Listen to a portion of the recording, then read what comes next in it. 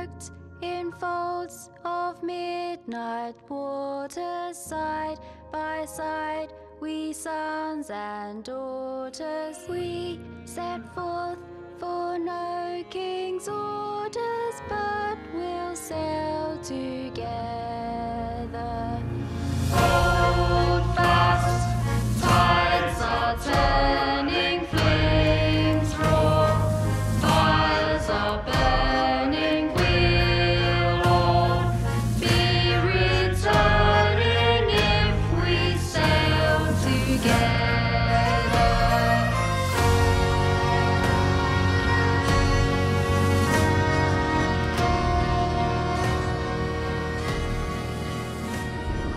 Hello, ladies and gentlemen, CaptainShack here. I was recently talked into picking up Sea of Thieves by Wasted Space and a couple of the other YouTubers that I normally stream with, so I could test it out a few weeks before launch. And from the outside, it looked like a fun, quick multiplayer title with almost Disney-like aesthetics. What I got was probably the funnest pirate game and definitely the funnest sailing game I've ever played. Here are the 10 reasons why Sea of Thieves is an instant buy for me. There won't be any particular order to these, so number 1, the sailing mechanics. They turn every other point in this list from being a nice addition to just fucking awesome. The rundown's simple. Each ship, be it a sloop, a galleon, or one of the new classes that are coming out on release, has a handful of controls. You've got your helm, which allow you to change course by turning the rudder. You have the 2 sailing lines for each set of sails, one for adjusting the angle of the sail, and the other is for either reefing or lowering the canvas, and finally you've got your anchor. When you look up into the sky, you actually see animated lines that blow over the tropical paradise that you'll be exploring and plundering. Angling your sails so that when the wind blows into them, you'll be rewarded with that oh-so-satisfying sound of the sails filling. It sounds simple, right? Sure, one player can fairly easily single-hand a sloop with its 4 control points. What happens when you're sailing a galleon with 3 separate masts? And a massive anchor that feels like it takes days to raise for a single player? That's where the teamwork becomes key. This right here, this is the heart of the game for me. Every other aspect of this title is made better by this level of teamwork. It's something that I wanted so badly during the ArcAge Alpha. So let's talk about character customization.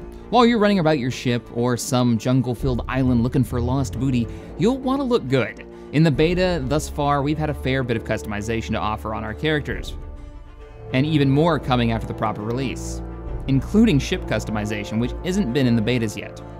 There's already talk about harpoon upgrades.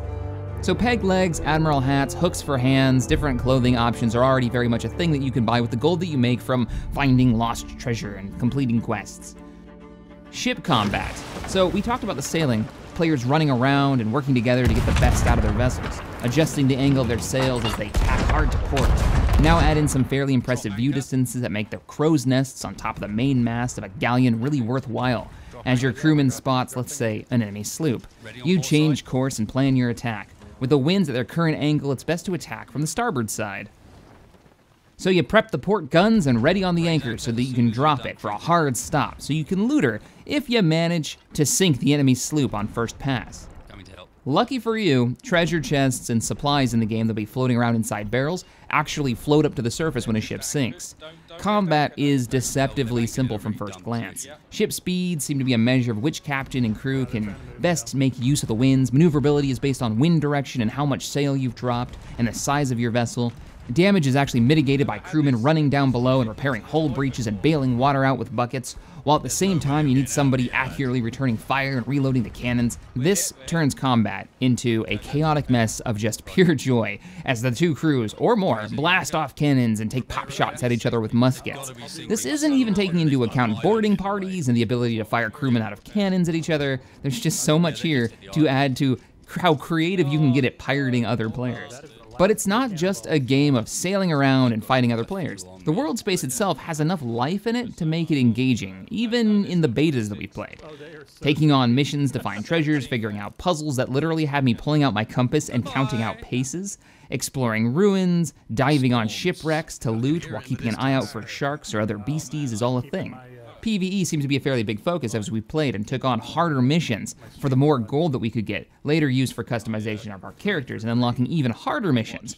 We found that the simple pirate skeletons that would rise out of the ground started getting harder, now armed with blunderbusses instead of simple swords. And word has it the sea holds larger beasts than just sharks. and I can't wait to get a few ships together in a tiny armada and fight something like a kraken that the devs have been hinting about. The world space is downright beautiful. During our playtesting, we couldn't get more than, say, an hour in without somebody just staring in awe at the rolling seas and passing islands, and making a comment on just how good the world looks. Though the art style is cartoonish and may turn some people off, I quickly found it endearing. And when the seas started to get rough and the skies darkened, I actually got that little sense of dread in your stomach. Props have to be given to the audio team for Sea of Thieves. From the cannons blasting to the sounds of diving underwater, and of course, my favorite, the sounds of a ship being battered in a massive storm. The creaking sounds as it stresses out. Yeah, seriously, get up there and look back at the ship again.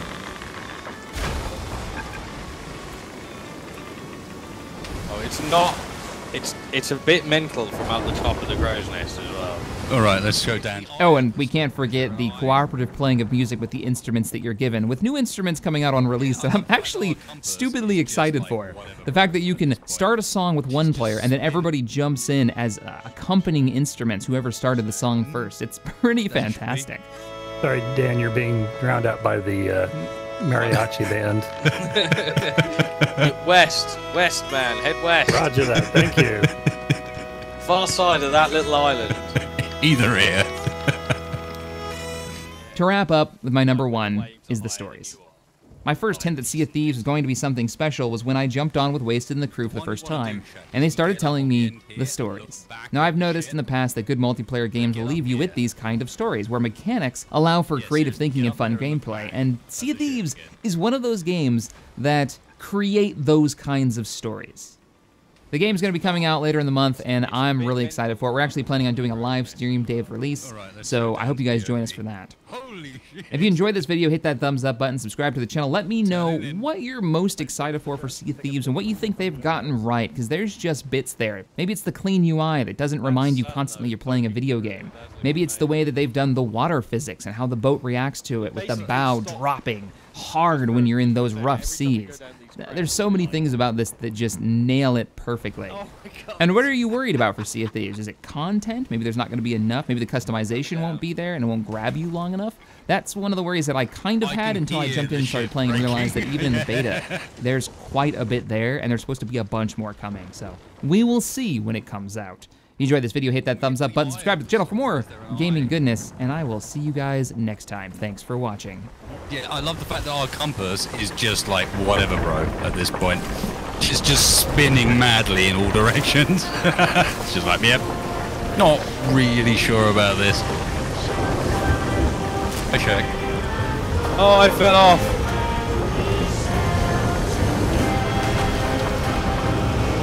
It's been an honor.